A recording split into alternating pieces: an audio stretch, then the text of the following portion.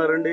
నా ప్రియమైన దేవుని బిడ్డలారా, ఎలా ఉన్నారు? మారనాథ మీ అందరికీ ప్రభు పేరట ఉదయకాలం మందు మీకు వందనాల్ని తెలియపరుస్తున్నానండి. రండి, ఈ దినము వారములో ప్రథమ దినము మనము దేవుని వాక్యాన్ని ధ్యానిద్దాం. కీర్తనల గ్రంథము 88వ అధ్యాయము 13వ వచనము. సామ్స్ 88:13. అయితే యెహోవా, నేను నీకు మొరపెడతాను, ఉదయాన నా ప్రార్థన నీ దగ్గరికి వస్తుంది. మంచి వాక్యం అండి, బలమైన వాక్యం అండి. భక్తుడు చెప్తున్నాడు, అయితే యెహోవా, నేను నీకు మొరపెడతాను. ఎప్పుడు? ఉదయాన నా ప్రార్థన నీ దగ్గరికి వస్తుంది. ప్రతి దినము ఉదయకాలమందు మన ప్రార్థన దేవుడి దగ్గరికి వెళ్ళాలి. ఆయన మన మొరని వినాలి. ఇదే మనలో ఉండవలసిన ఒక ఆసక్తి, ఒక నిరీక్షణ.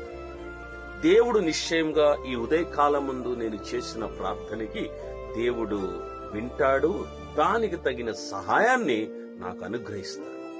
సో ఈ రీతిగా మనం ప్రార్థన చేసేటప్పుడు నా ప్రియమైన దేవుని బిడ్డలారా, దేవుడు ఎవరు ప్రార్థన వింటాడంటే, ఎవరు వేకువజామున లేచి ఉదయకాలము లేచి దేవుని తట్టు చూస్తూ ఆయన సహాయము కోరుతారో ప్రార్థన రూపంలో వారి ప్రార్థనలకి, వాళ్ళ విన్నపాలకి దేవుడు మంచి జవాబునిస్తాడండి. నా ప్రియమైన దేవుని బిడ్డలారా, ఇది గొప్ప సమయము.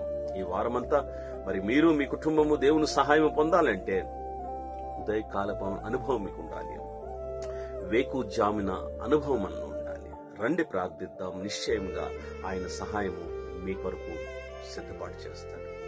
మమ్మల్ని బహుగా ప్రేమించిన నా ప్రియమైన తండ్రి, వినిన వాక్యము వారి బిడ్డల జీవితాల్లో బహుబలంగా వాడబడాలని బిడ్డలందరూ నీ సహాయం పొందడానికి ఈ వేకుజామునిచ్చున్నారయ్యా. వినిన వాక్యము వారికి బలము, సహాయం అనుగ్రహించడానికి వేకుజాముని చేసిన ప్రార్థన మీరు విని వారికి మీ సహాయాన్ని పంపిస్తారని యేసు క్రీస్తు వారి అతి శ్రేష్టమైన నామములే ప్రార్థన అడిగి పొందుతున్నాము తండ్రి.